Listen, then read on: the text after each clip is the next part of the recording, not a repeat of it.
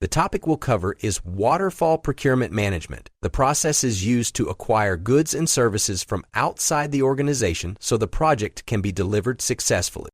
In predictive projects, procurement begins with planned procurement management. This process involves conducting make-or-buy analysis, market research, and selecting contract types. The outputs include the procurement management plan, procurement strategy, and procurement documents that will guide the rest of the process. The next step is conduct procurements, which includes soliciting proposals through requests for proposals, or RFPs, requests for quotation, or RFQs, and invitations for bid, or IFBs. It may also involve advertising opportunities, hosting bidder conferences, evaluating proposals, and negotiating contracts. The goal is to select the seller that provides the best value while aligning with project requirements. Once vendors are engaged, the project manager must control procurements. This process ensures that vendors are meeting contractual commitments, delivering on time, and providing agreed-upon quality. It also involves managing disputes, monitoring performance, and ensuring payments are made correctly. When the work is finished, the project manager moves to close procurements, which involves verifying that all deliverables are complete, obtaining formal acceptance, and closing contracts officially. A key exam area is understanding contract types and the associated risk. Fixed price contracts include variations such as firm fixed price with incentives, and fixed price with economic price adjustment. In all fixed price contracts, the seller bears most of the risk. Cost reimbursable contracts include cost plus fixed fee, cost plus incentive fee, and cost plus award fee. In these contracts, the buyer carries more of the risk. Finally, time and materials contracts combine aspects of both fixed price and cost reimbursables and are often used for staff augmentation or when scope is uncertain. You should also know that contract risk allocation depends on the contract type. Fixed price places the risk on the seller, cost reimbursable places it on the buyer, and time and materials shares the risk between both parties. The exam may also test you on procurement documents. RFPs are used when you are looking for a detailed solution or proposal. RFQs are used when you want pricing for specific items or services. IFBs are used when the requirements are clear and you want competitive bids based on price. Other important concepts include claims administration, which refers to resolving disputes through methods such as negotiation, mediation, arbitration, or litigation. You should also know about independent estimates, which are used by the project manager or organization to benchmark seller proposals and confirm that pricing is reasonable. In predictive projects, procurement management typically involves formal procurement cycles, extensive reliance on contracts, and strong oversight of vendors to ensure compliance.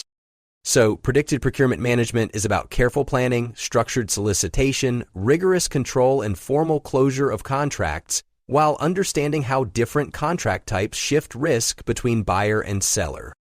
Now, we'll go through 10 practice questions that test your knowledge of procurement planning, contract types, procurement documents, and how predictive projects emphasize formal vendor oversight.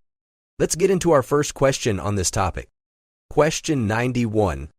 You are managing a waterfall project with multiple external dependencies. Your team has confirmed which work must be outsourced. What should you do next to ensure an effective procurement process?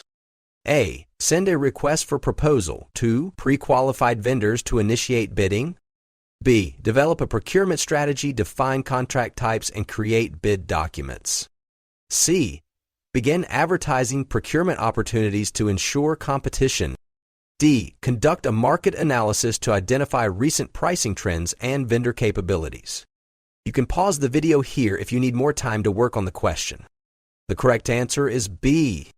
This question tests your understanding of planned procurement management, which is the first step in the procurement lifecycle in waterfall projects.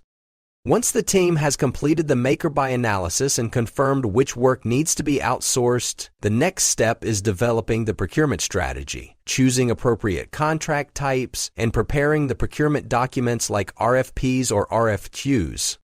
Choice B is the best option because it directly reflects what the planned procurement management process produces: a procurement management plan, procurement strategy, and bid documentation, all of which are needed before solicitation can begin.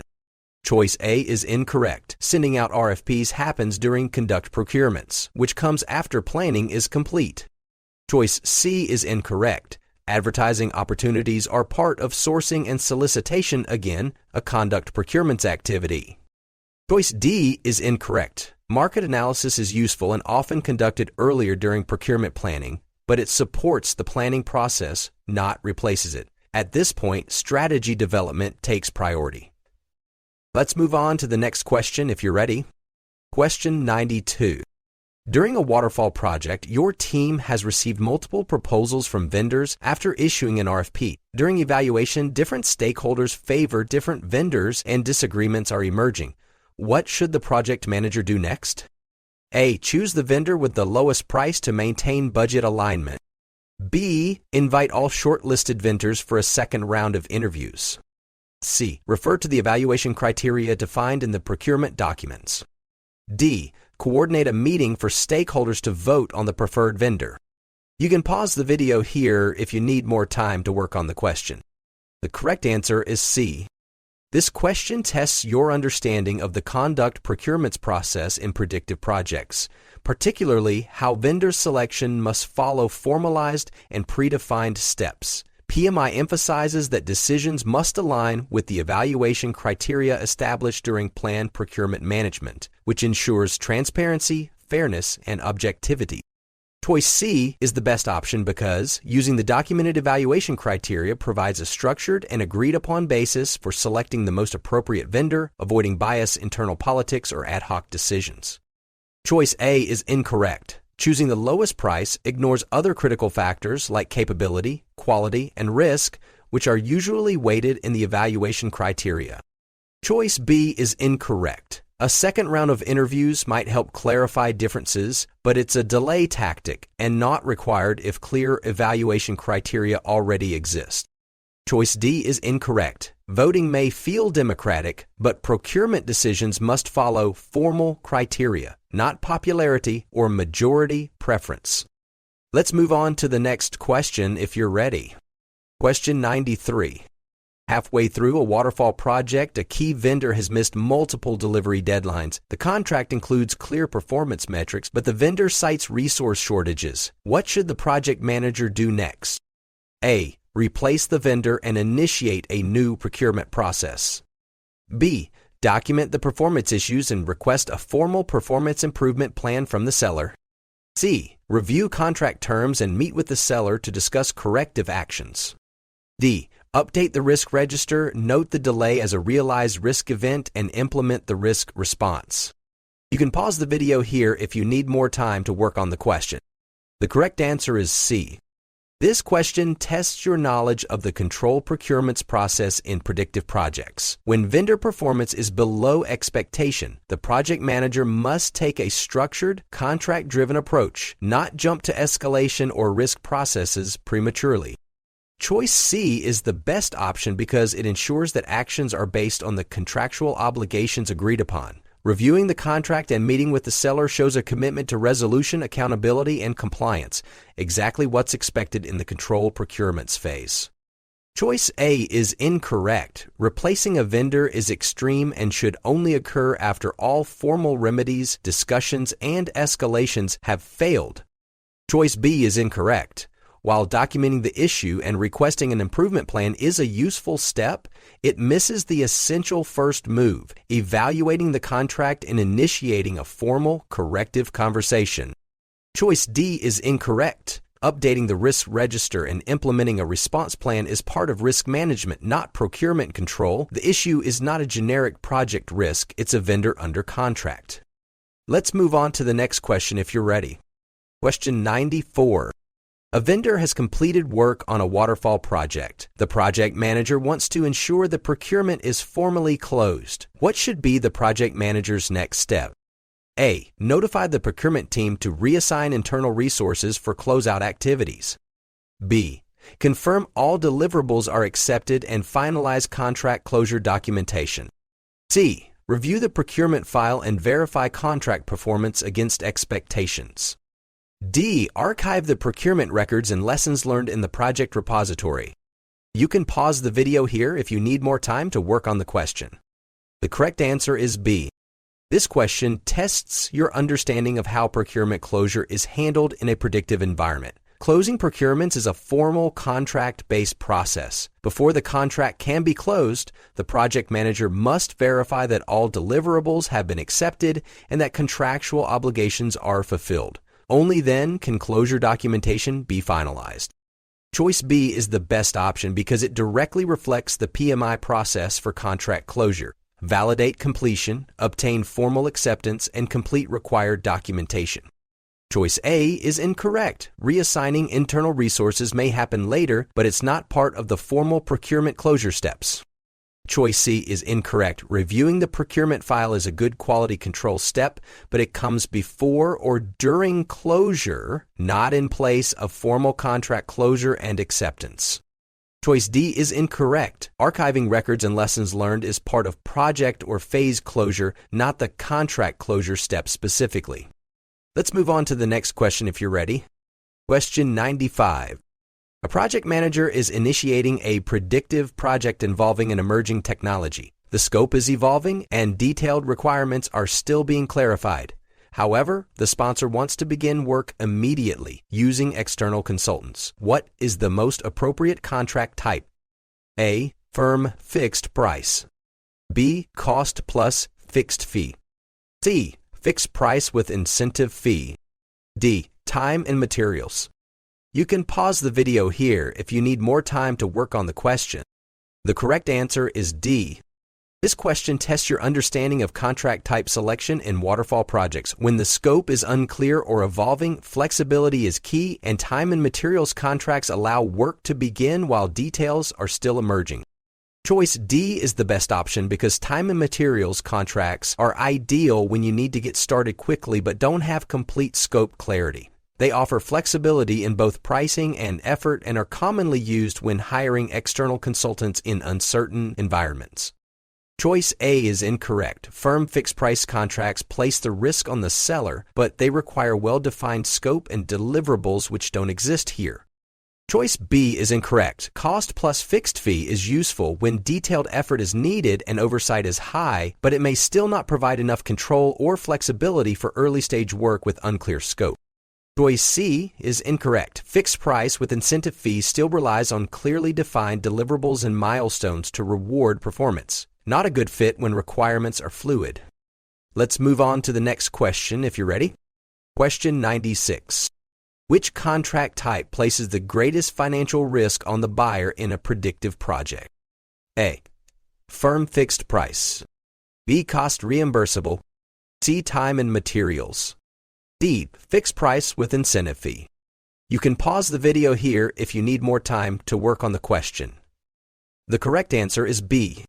This question tests your understanding of how risk is distributed between buyer and seller depending on the contract type. PMI expects project managers to recognize not just how a contract works, but who assumes the most risk, particularly when it comes to financial exposure.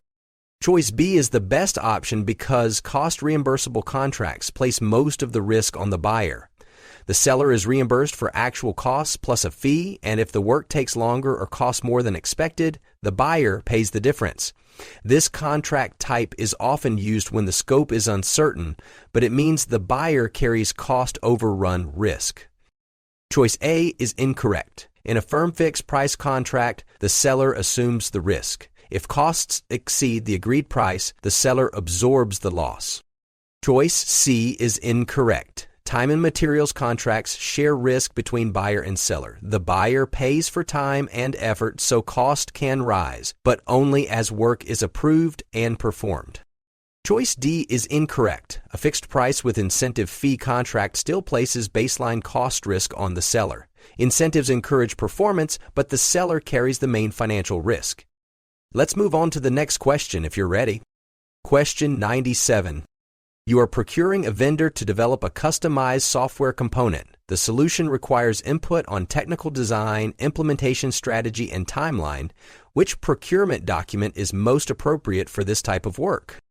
A. Request for information, RFI. B. Request for quotation, RFQ. C. Request for proposal, RFP. D. Statement of work, SOW. You can pause the video here if you need more time to work on the question. The correct answer is C. This question tests your understanding of the different procurement documents used in a predictive project. The key is identifying how much detail and collaboration is needed from the seller. In this case, the buyer is looking for input on design and approach, not just pricing. Choice C is the best option because a request for proposal, RFP, is used when the work is complex and you expect the vendor to contribute ideas on how to perform the work. RFPs allow evaluation based on both technical merit and cost. Choice A is incorrect. An RFI is used to gather general information from the market before a formal procurement, not to select a vendor for implementation. Choice B is incorrect. An RFQ is used when the scope is fully defined and you just want pricing for known deliverables, not applicable here. Choice D is incorrect. A statement of work, SOW, describes the work to be done, but it's an input to procurement documents, not a solicitation tool by itself. Let's move on to the next question if you're ready. Question 98. Your team is managing a predictive project and has just issued an RFP for a critical system component. Several vendors have submitted questions that may affect pricing and scope interpretation. What should the project manager do next? A. Respond individually to each vendor to avoid delays. B. Ensure all prospective vendors receive the same information and clarifications. C. Set up meetings with each prospective vendor to address their questions. D. Proceed with evaluating the initial proposals since the RFP has already been issued. You can pause the video here if you need more time to work on the question. The correct answer is B. This question tests your understanding of bidder conferences and PMI's emphasis on fairness and transparency during the procurement process. When vendors submit questions during the solicitation phase, the project manager's role is to ensure equal access to information so no vendor is unfairly advantaged. Choice B is the best option because it reflects the PMI standard practice of holding a bidder conference or issuing shared responses to vendor questions. This ensures that all prospective sellers are working from the same baseline of information when preparing proposals. Choice A is incorrect. Responding to vendors individually risks inconsistent information being distributed, which violates procurement fairness principles. Choice C is incorrect. While one-on-one meetings seem helpful, they create unequal communication and potential bias, which can lead to disputes or procurement challenges later. Choice D is incorrect. Moving forward with evaluations despite unresolved vendor questions ignores the impact that clarifications may have on pricing, timelines, or deliverables. Let's move on to the next question if you're ready. Question 99. A seller on your predictive project claims that a change request impacted their delivery schedule and is requesting additional compensation. The project manager disagrees with the claim. What should be the project manager's next step? A. Review the approved change requests and contract terms to determine if the claim has merit. B. Set up a meeting with the seller and legal counsel to review the contract. C. Refer to the claims clause in the contract and follow the documented resolution process. D. Meet with the seller to negotiate a resolution. You can pause the video here if you need more time to work on the question. The correct answer is A. This question tests your understanding of claims administration and how to respond when a seller raises a dispute under a formal contract. In predictive projects, contract changes and claims must be handled with care using a structured, documentation-driven approach. Choice A is the best option because the first step is to verify the validity of the claim by reviewing the approved change request and the applicable contract terms. If the claim has no basis in the documented agreement, there may be no need to escalate or negotiate further. Choice B is incorrect. While reviewing the contract with legal support might happen later, it's an escalation step, not the appropriate next action if the claim hasn't even been reviewed yet. Choice C is incorrect. Following the claims clause is important, but only after you've determined whether the claim meets the conditions that justify invoking that clause. Choice D is incorrect. Negotiation can be useful, but only after the claim's legitimacy is assessed. Otherwise, you risk compromising unnecessarily or setting a poor precedent. Let's move on to the next question if you're ready. Question 100. A predictive project is under pressure to deliver within a fixed timeline. A key technical component is behind schedule. The internal team has the expertise to complete the work, but doing so would delay the project significantly. What is the most appropriate action? A. Assign additional internal staff and re-baseline the schedule. B. Attempt to fast-track related activities to absorb the delay. C. Extend the timeline to allow the internal team to finish the component. D. Procure the component from an external vendor to meet project deadlines. You can pause the video here if you need more time to work on the question. The correct answer is D. This question tests your ability to apply make-or-buy analysis in a schedule-constrained, predictive project. The scenario highlights a trade-off between internal expertise and external sourcing, with time being the primary constraint. Choice D is the best option because procuring the component from a qualified external vendor addresses the immediate schedule pressure. This is a textbook example of when buying is more strategic than making, even if you have internal capability, because meeting the deadline is the overriding concern.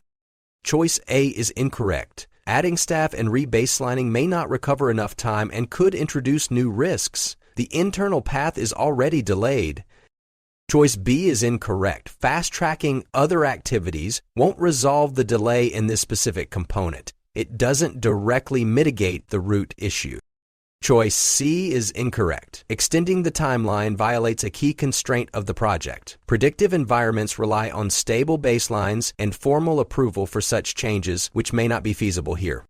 Congratulations for completing all 10 questions for procurement management in Waterfall. That is a total of 100 questions completed in Waterfall PMP Exam Prep Series. It's a big milestone and you are making amazing progress toward exam readiness. If you found this helpful, please like the video and subscribe to PM Aspirant for more PMP exam prep content. Ready to tackle the next topic? Let's keep going.